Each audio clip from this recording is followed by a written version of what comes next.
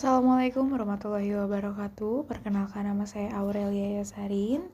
Saya berasal dari Fakultas Hukum Universitas Surya Kencana. Di sini saya dengan NPM 7420121169 dengan mereview mata kuliah Hukum Pidana Lanjutan yang didesaini oleh Ibu Profesor Dr. Hajah Heni Nurani SHMH beserta asisten dosen yaitu Bapak Dr. Muhammad Rendi Aridayandi SHMH. Baik, di sini saya akan mereview pada pertemuan ke-7. Perbuatan berlanjut Fourth Gazette Handling. Menurut pasal 64 ayat 1 berlaku sistem absorpsi, yaitu hanya dikarenakan satu aturan pidana dan berbeda-beda dikenakan ketentuan yang menurut ancaman hukuman pidana pokok yang terberat. Pasal 64 ayat 2 merupakan aturan khusus dalam pemalsuan dan perusakan mata uang. Pasal 64 ayat 3 merupakan ketentuan khusus dalam hal-hal kejahatan ringan yang merupakan perbuatan berlanjut. Adapun menurut MVT, syarat perbuatan berlanjut adalah yang pertama ada niat yang merupakan perbuatan yang terlarang. Yang kedua, di antara perbuatan-perbuatan tersebut dilakukan tidak terlalu lama. Yang ketiga, tindak pidana yang dilakukan harus sejenis.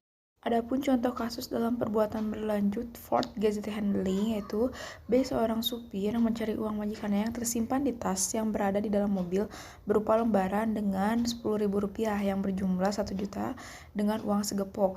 Uang tersebut tidak diambil supir secara sekaligus, melainkan setiap harinya hanya 2 lembar saja dan baru 3 kali mencuri keburu ketahuan oleh majikannya. Untuk kasus ini hanya dikenakan satu pasal saja terhadap supir tersebut, yaitu pada pasal 362 KUHP yang berbunyi barang siapa yang mengambil barang sesuatu atau yang seluruhnya atau sebagian kepunyaan orang lain dengan maksud untuk memiliki secara melawan hukum diancam karena pencurian pidana penjara paling lama 5 tahun atau denda paling banyak Rp60.000. Adapun perbarengan perbuatan atau konkursus realis pada pasal 65 sampai pasal 71 KUHP, konkursus realis berupa kejahatan yang diancam pidana pokok sejenis yaitu terhadap kejahatan plus kejahatan pada pasal 65 yaitu hanya dikenakan satu pidana dengan ketentuan hukum bahwa jumlah pidana maksimum tidak boleh dari maksimum pidana terberat tambah sepertiganya. Absorpsi yang dipertajam atau diperberat. Contoh kasus yaitu A. Melakukan 3 jenis kejahatan yang diancam pidana masing-masing 4 tahun, 5 tahun dan 9 tahun. Terhadap hal ini pidananya adalah 9 tahun ditambah 1/3 atau dikali 9 sama dengan 12 tahun. A. Melakukan 2 kejahatan yang diancam 1 tahun dan 9 tahun. Dalam hal ini pidana yang dikenakan adalah 10 tahun dan bukan 9 tahun. Ditambah 1/3 kali 9 sama dengan 12 tahun karena melebihi jumlah maksimum pidana untuk masing-masing kejahatan.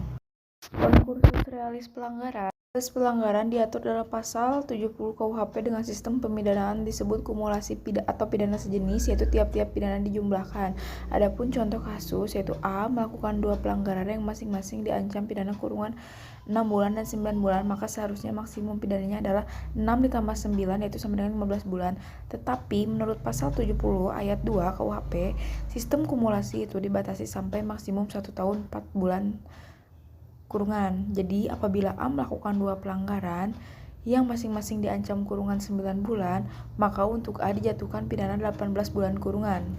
Hal ini bertentangan dengan pasal 70 ayat 2 KUHP yaitu pidana maksimum yang harus dijatuhkan bukan 18 bulan tetapi 1 tahun 4 bulan. Untuk konkursus realis baik yang berupa kejahatan ataupun pelanggaran yang diadili pada saat yang berlainan berlaku pada pasal 71 KUHP.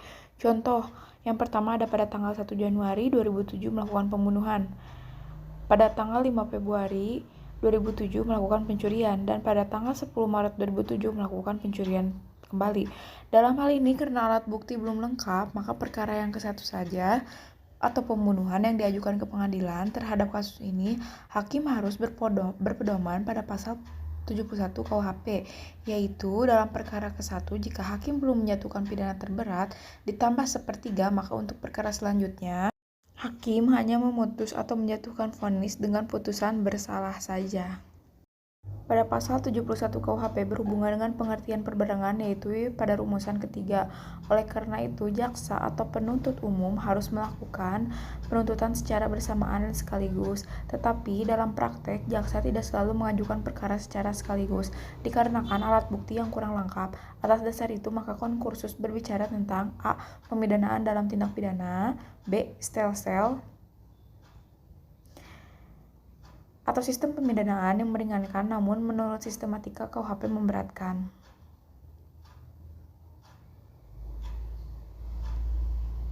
Cukup sekian pada review materi pembelajaran hukum pidana lanjutan pada pertemuan ke-9 ini. Mohon maaf bila ada kekurangan dan kesalahan. Assalamualaikum warahmatullahi wabarakatuh.